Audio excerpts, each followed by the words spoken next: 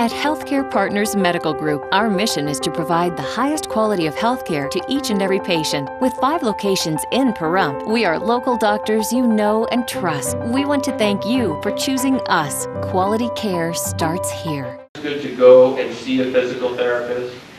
Check the range of the motion of the joint. They can tell you the exercises that you can do to help strengthen the muscles, to improve the joint, to take the load off the joint. But I always find this interesting about physical therapy. Sometimes I'll get patients and we'll send them to physical therapy and they say, oh, I want to go back. I said, oh, that's great. And they say, I like physical therapy. I had a good time and it really helped, but the physical therapy stopped and now my knee hurts again.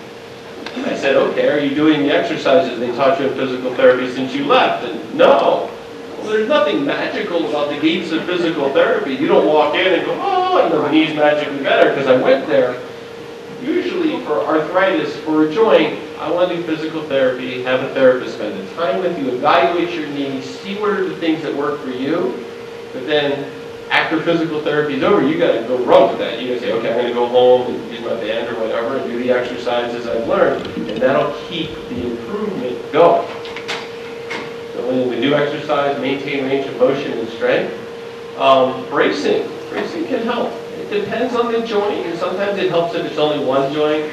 Well, I got one knee that's good, I got one knee that's bad. That's a perfect situation for a knee brace. Okay, we've got to brace that knee, try to get it aligned properly, give it a little bit of extra support. That can really help quite a bit. I like neoprene sleeves. I meant to, one second. I like neoprene sleeves. You can buy them at Walmart, supermarket. They're usually black. On the knees, they got a little hole cut out for your kneecap and they slide on. They're a simple thing. That's neoprene. They got elbow ones, they got wrist ones. They're easily obtainable. I like them much more than ace bandages. Anyone rock a ace bandage around their knee? You wrap it really good, make it nice and tight. You take 5 steps. Now it's unraveling loose. It's bunched up in your pants. It's grabbing your hair. You're doing this. It's doing nothing for you. And then they stretch out very quickly. Anyway, the sleeve fits on nice. It goes under clothes. It doesn't wrinkle up, and they can be very, very supportive to that joint. And so they're quite helpful. And then we have canes. Now, patients kind of look at me funny when I mention a cane. They look at me and go, oh yeah, you don't need one of those cane things. I don't want one of those. But canes can really help for the right situations. For example, one I always use is the hip. It's hard to walk with a bad hip. But a cane can really take the load off of that hip and improve symptoms significantly where you're not taking as much medication. But the important thing is anyone recommends you a cane, they should show you how to use it. And if they're not, ask, say, okay, thanks for the cane recommendation. I like this cane. I got some artwork done on it. It feels pretty this way. I like it now. But I want to know which hand do I hold it in? And which foot do I go out with? I see people with bad hips, and instinctively you say, well, my right hip's bad. I'll hold the cane in my right hand. And they're just leaning into their bad hip. They're walking like this. They're not doing anything with the cane. Cane's helping them with their balance, but that's it. If you have a bad hip, you want the cane on the other side. You want to take the bad hip and the cane out together, and as that foot's hitting the ground, you want to lean the other way. Okay? That takes the weight off, and that's not instinctive. That's not what people want to do.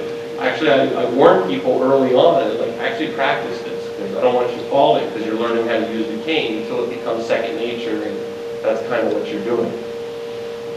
You had a question, I'm sorry. Does bicep help exercise program? So, without putting the weight on the joint is a good thing, and bicycling is good for that, okay? Because if I have a bad knee, I can strengthen my quadricep muscle riding a bike, but where's the weight going? Into the seat of the bike, into the frame of the bicycle. It's not going directly into my leg. People with bad knees, I don't want them on Stairmaster machines, okay? Weight without pounding your joints, and so that's it. I recommend that quite a bit. Okay. Well, he talks about the non-drugs, but I'm an allopathic doctor, so I like drugs. So we give out lots of medications. So we have a variety of choices for medications in degenerative arthritis. So we have what's called non-steroidal anti-inflammatory agents. Everyone in this room has heard of some non-steroidal anti-inflammatory agents. Advil, which is ibuprofen, which is also sold as Motrin, is a non-steroidal anti-inflammatory agent. Naproxen, which is sold under the brand name Aleve, is a non-steroidal anti-inflammatory agent. So these are readily available drugs in your supermarket, in your pharmacy. There are also a variety of them in prescription strength. Analgesics just means pain medication, okay, not anti-inflammatory per se to take the inflammation out of the joint, but we'll give you something to reduce your pain. We do injections. They work better early on when there's some inflammation in that joint. Okay?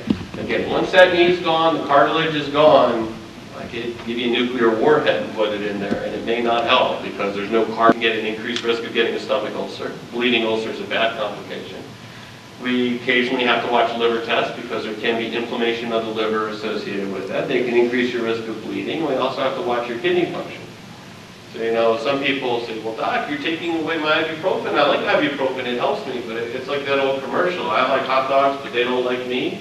Sometimes the drug works for you, but the doctor says, yeah, I know it works for you and it helps you, but this is not a good drug for you to take. So it's important to watch those things and monitor these medications.